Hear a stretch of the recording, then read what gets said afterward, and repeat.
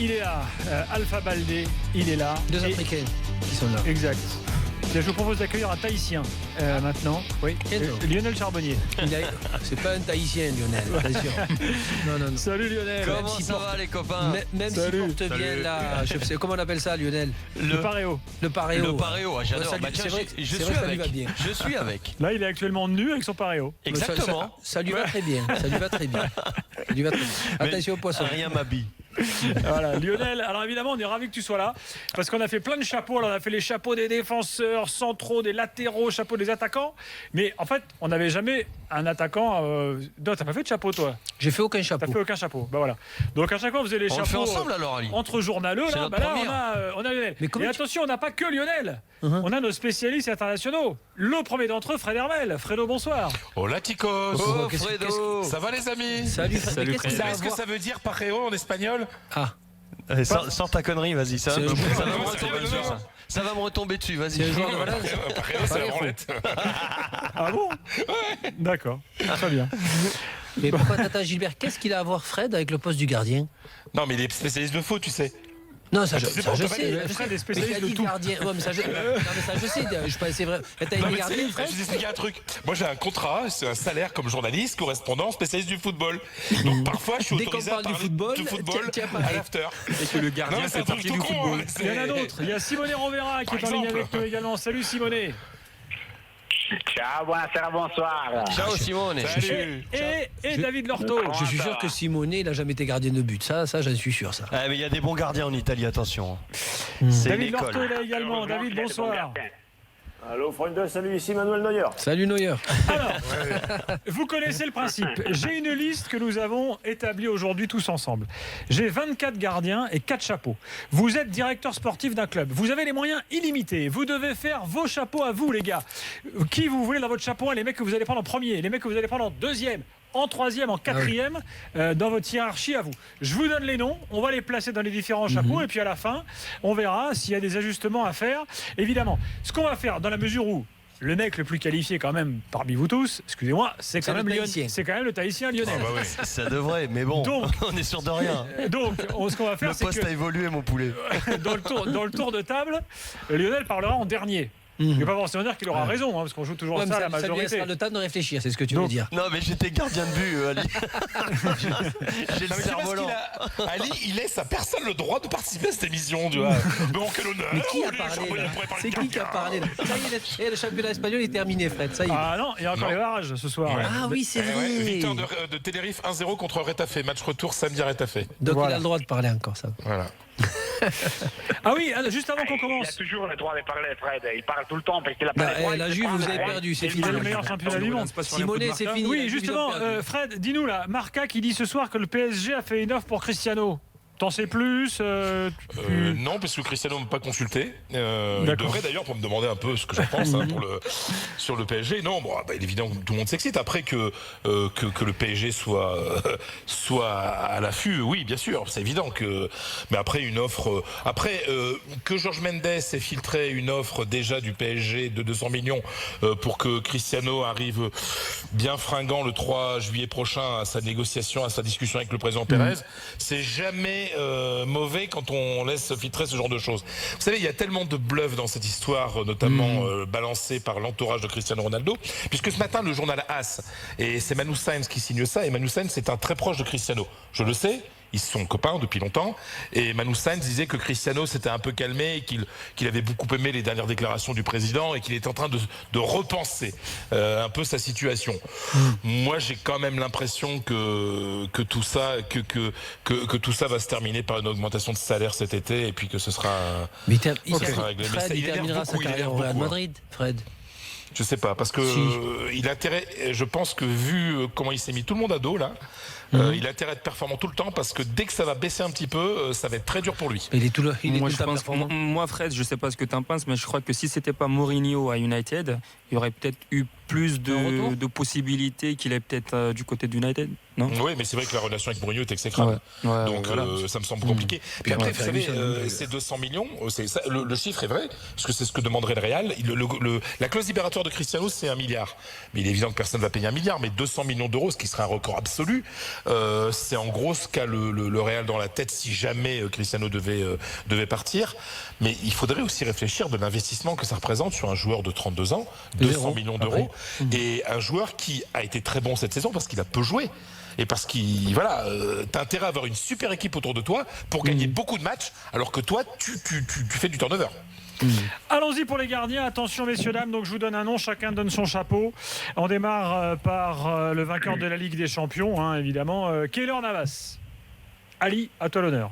Dans quel chapeau tu le mets? Comment tu veux que je fasse un chapeau si je connais pas les autres? Ah mais non, mais justement, Keylor Navas, tu considères qu'il est direct dans le 1 ou il fait pas partie? 6 joueurs dans chaque chapeau, donc faut que tu en aies. Si tu ne mets pas dans le 1, c'est que tu en as beaucoup que tu considères quand même meilleur que Navas. Exactement. Il y a combien de chapeaux, Gilbert? 4. Ok. C'est comme la Coupe d'Europe. Je le mets dans le chapeau 2. Chapeau 2 pour Ali. Fred. Alors moi, mon avis a un peu évolué sur Keylor Navas, parce que c'est vrai qu'il a connu une période un peu compliquée cet hiver, mais le mec, il vient quand même de gagner 2 Ligues des Champions de suite, en étant très bon. En finale, il fait un arrêt. Tout le monde parle de Buffon, mais enfin, l'arrêt décisif, c'est lui qui le fait au bout de 10 minutes. Et moi, j'ai bien tendance à le mettre chapeau 1. Parce que j'aurais pas pensé ça il y a 3 mois, mais aujourd'hui, comme je suis un recruteur qui n'a que 30 ans, je le mets dans le chapeau 1. Simonet. Moi, je l'aurais mis chapeau 4 avant la finale de Ligue des Champions. Mais moi aussi, comme Fred, ça a un peu évolué. Donc, ça monte jusqu'à chapeau 2. Chapeau 2. David. Chapeau 2 également, parce que les gars de mon chapeau 1 sont vraiment très forts. Mais pour moi, il a prouvé qu'il avait le niveau chapeau 2 tout à fait clairement ces derniers temps. Chapeau 2 également. Et Lionel? Chapeau 2. Eh ben, il sera donc dans le chapeau 2, notre ami à la majorité quasi absolue, sauf Fred. Ter Stegen du Barça, Ali. Ter Stegen, je le mets chapeau 2. Fred. Chapeau 2. Alpha. Chapeau 3. Simonet. Chapeau 2. Chapeau 2. Et David? C'est le dernier de mon chapeau 1, remplaçant de Neuer à la Coupe du Monde 2018. C'est le dernier de ton chapeau 1. Et Lionel? Chapeau, entre le chapeau 2 et le chapeau 3, quoi. Hein, pas au-dessus. Chapeau 2 et demi, c'est ça. Voilà, parce que... non, pas au-dessus. Choisis Lionel. Mais il n'y a pas le demi. Il n'y a pas le demi. Non, choisis. Chapeau 3, comme ça on est ensemble. Allez, chapeau 3. Bon, majoritairement, il est quand même dans le 2, puisque 3 d'entre vous ont dit le 2. Pour Ter Stegen, moi personnellement, je l'aurais mis plus loin, parce que je ne suis pas convaincu. Moi d'ailleurs, de façon mécanique, je ne mettrais aucun gardien anglais. Mais enfin bon, ça c'est pour déconner. Puis Philippe est pas là, on peut pas déconner avec lui. Thibaut Courtois, tu le mets quoi? Non, les gardiens de nationalité britannique. Attention, nationalité. Ah oui. Oui, parce que bref, il nous faut quand même bien rire. Alors, restons sur l'Espagne avant de passer à l'Allemagne. Oblak, le gardien de l'Atlético. Chapeau 1. Chapeau 1 pour Ali. Fred. Chapeau 1, fabuleux. Simonet. Ah oui, il mérite tranquillement les chapeaux 1. David. Oui, chapeau 1, bien sûr. Alpha. Chapeau 1. Et Lionel. Pareil, voilà. Il a fait une saison extraordinaire. On a notre premier membre du chapeau 1, Yann Oblak, qui, contrairement à ce que son nom indique, n'a jamais eu de problème, lui, avec les impôts en Espagne. Pour l'instant. C'est pour l'instant. Il le cache bien. Sergio Rico, joueur du FC Séville, qui est quand même une valeur sûre. Ali, qu'est-ce que t'en dis? Chapeau 4. 4 pour Ali. Fred. 3. David. Pas du tout pour moi. Hors chapeau pour David. Là, comme on a 24 gardiens, il faut quand même que tu me le mettes quelque part. Chapeau 4, David. Oui, du coup, oui. Fear. Ok, on est d'accord. De Fear en allemand, évidemment. Einsider Fear. David. Simonet. 4, tranquillement. Vers les fonds du 4, c'est possible. Vers le fond du 4. Lionel? Ouais, pareil, le 4. Bon, il est dans le 4. Voilà. Alors, passons maintenant au gardien qui évolue en... Ah non, j'en ai encore un, tiens, j'ai Diego Alves. Le meilleur arrêteur de pénalty au monde, 50%. De Valence. De Valence, ouais. meilleur arrêteur de pénalty au monde, selon les stats de Fred Hermel. Non, selon les stats générales, il en arrête un sur 2. Et donc tu le mets où, Fredo, alors 3. Ah ouais, tu m'as fait peur parce que je croyais que. Non, mais Fredo, j'ai dit, là, tu serais retombé dans mon estime. Avec son collègue non, Rico. 3, mais c'est un bon pour Ali. gardien. Oui. Simonet. Oui, c'est vraiment le meilleur arrêteur de pénalty au monde. C'est devant Andanovic et donc chapeau 3. Andanovic va faire taper quand même. Lorto. J'ai fait un spoiler. Chapeau 3 aussi pour moi. Alpha. Chapeau, j'hésite entre le 3 et le 4, chapeau 4. Et Lionel Chapeau 3, allez. Chapeau 3 à la majorité, il est dans le 3. Voilà, parce qu'il peut, il peut te gagner un match sur un péno. Ouais, mais moi j'ai vu ces matchs, il se limite qu'au pénalty, quoi. C'est ça le problème aussi. Non, Le problème, excuse-moi, pas de moi je penalty, l'ai vu quoi. faire des arrêts. Il a fait perdre une Liga au Real en faisant 12 arrêts décisifs avec Ancelotti sur le banc. Mais c'est ce qui me fait le mettre un peu dans le chapeau 3, parce qu'un gardien qui fait 12 arrêts dans le même match, il y a un problème de commandement, hein, un petit peu des fois. Ouais, non, mais, Bravo, il a des soirées extraordinaires. Donc, Ouais, il a des soirées. Après le match. Bon, il y en a un qui arrive qui devrait faire l'unanimité. C'est Manuel Neuer. Oh bah oui. Voilà. Je vais aller vite. Qui ne le met pas dans le chapeau 1 Non, chapeau 0 même, il est devant. Bon, Au-dessus. Ouais, c'est au-dessus de tout le monde. le... Ce qu'il a fait en étant blessé contre le Real, c'est en quart de finale de Ligue des Champions, c'est absolument fabuleux. Le Real aurait dû gagner facilement en marquant 6 ou 7 buts à chaque match. Il a fait des arrêts mais extraordinaires. Lionel, le fait que ce mec-là soit un gardien de handball dans une cage de foot, ça en fait quand même le chapeau 1 Non, c'est pas du tout un gardien de handball, c'est un gardien des temps modernes, c'est un gardien. Il est énorme. C'est lui, je pense, qui peut incarner le mieux le nouveau rôle du gardien de but. Tu vois, à la fois libéraux, à la fois. Alors c'est vrai que des fois tu as envie de le voir bloquer un peu plus de ballons. Je suis un peu comme toi, Gilbert. Capter plus de ballons. Notamment sur des centres ou des coups francs, des vieux coups francs à 35 mètres. Effectivement. Des fois il tombe un petit peu dans l'excès, mais ça reste le meilleur au monde pour moi. Il est rassurant, il est. Et en plus il est rayonnant. Et puis Lionel, il y a un truc. Moi, je veux bien le gardien moderne, etc. Je veux bien ce qu'il y a. Mais un gardien, c'est quand même là pour arrêter, pour détourner. Et lui, sur sa ligne, c'est quand même fabuleux ce qu'il est capable de faire. Tu sais Fredo, on le met tout le temps en avant pour son côté libéraux, tout ça. Moi, je m'en fous un peu de ça. Moi, ce que je veux. C'est important. Oui, c'est très important. Mais un gardien, faut qu'il arrête. Faut qu'il arrête là où personne peut arrêter, et lui, il le fait. Mais tu sais, moi, ce qui me plaît le plus chez lui, c'est-à-dire qu'à chaque fois, il est là, il bouge pas. C'est un piqué, le mec, c'est un arbre, et il est jamais couché. Il est jamais couché. Et quand il sort en face de toi, comme tu le dis Lionel, c'est t'as l'impression que les cages se réduisent complètement. Ah bah oui, il a une force de... Non, et puis je suis d'accord avec Lionel sur une chose. Moi, des gardiens qui font des arrêts sur la ligne souvent, arrive un moment, ça me gonfle. Je préfère des gardiens qui anticipent l'action, qui la freinent avant. Bien sûr. Et ça, c'est plus intéressant. Un bon gardien, moi j'arrête pas de le dire, un bon gardien, ça arrête les buts avec la voix.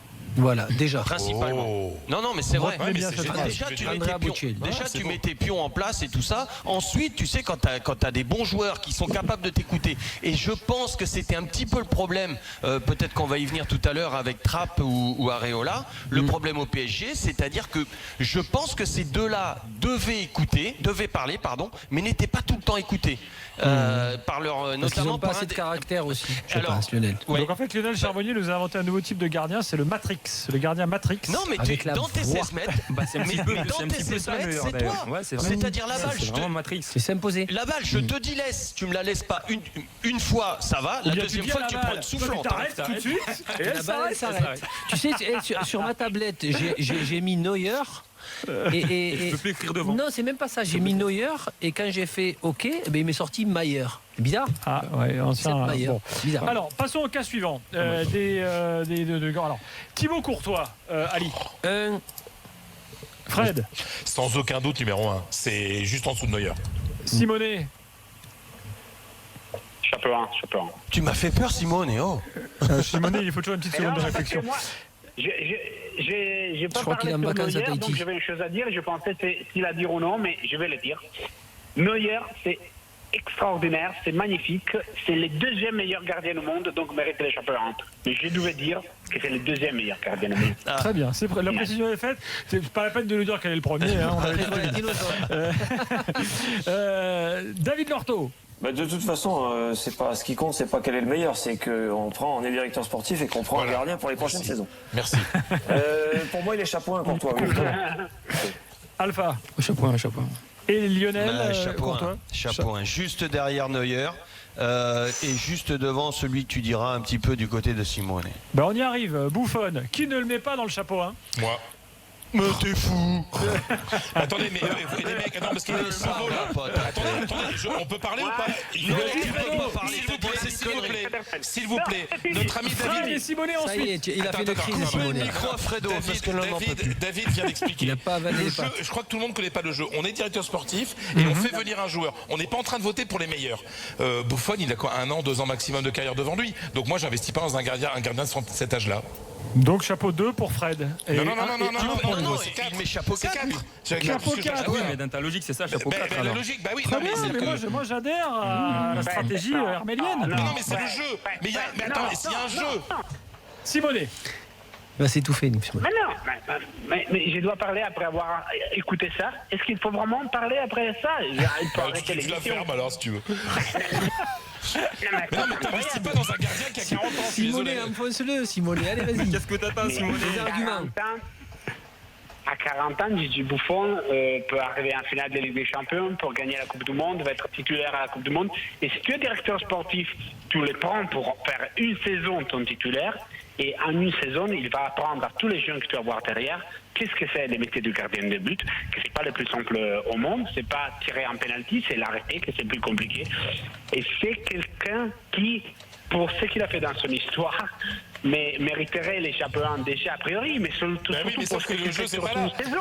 Alors on est voté pour les meilleurs, on vote pour celui qu'on veut engager. Je m'attendais à cette passe d'armes éternelle entre Fred et Simone. T'es fou. Mais les autres, vous le mettez tous dans le chapeau 1, personne ne dit rien? Moi je le mets dans le chapeau 1, mais alors je suis pas d'accord avec Simone, parce que Simone il dit il va t'apprendre à comment arrêter. Mais non, il va t'apprendre, Simone, il va t'apprendre comment diriger une défense pour gagner les matchs. Exactement. C'est un vrai leader de vestiaire. Exactement. Et quand tu refais une équipe, admettons que je suis en train de refaire une équipe, moi je le prends, je suis pas comme Fredo, ce mec là je m'appuie dessus et il va te donner la culture de la gagne en 3 secondes. Alors attention les gars, à ce stade de la compétition, à ce stade des chapeaux, Simone, on a déjà 4 noms dans le chapeau 1, donc on a déjà Oblak, Neuer, Courtois et Buffon. C'est les meilleurs. Alors enchaînons, De Réa. 2. Chapeau 2, Fredo. 3 pour Fred. David Lorto, De Réa. Ah, il est dans mon chapeau 1, juste devant Ter Stegen, moi, 5e. Très bien. Simone. Chapeau 2. Alpha. Chapeau 2. Et Lionel. 3. Chapeau 3. Donc trop majoritairement, vous l'avez mis dans le 2 là. Majoritairement, mais c'est un adolescent, on a l'impression que c'est un état d'adolescent. Il pèse 12 kilos. Enfin, moi je préfère un Courtois à Neuer. Il est Moi aussi j'aime pas les fin petits que gardiens toi, comme ça. Fred. Ah non, moi je suis plus gros que ça. Sergio Romero, messieurs. 4 pour Ali. Le mec qui est éternel remplaçant quand même. Hein, Ouais, Alpha. 4. Fred. 4. David. David, il le met pas, lui. 4. dans le 4. Simone. Moi, je vais dans une sympa chapeau 3. Très bien. Il fait de bonnes choses quand même. Malgré tout, il est dans le 4. À ce qu'il dépasse un niveau, mais ça n'arrive jamais.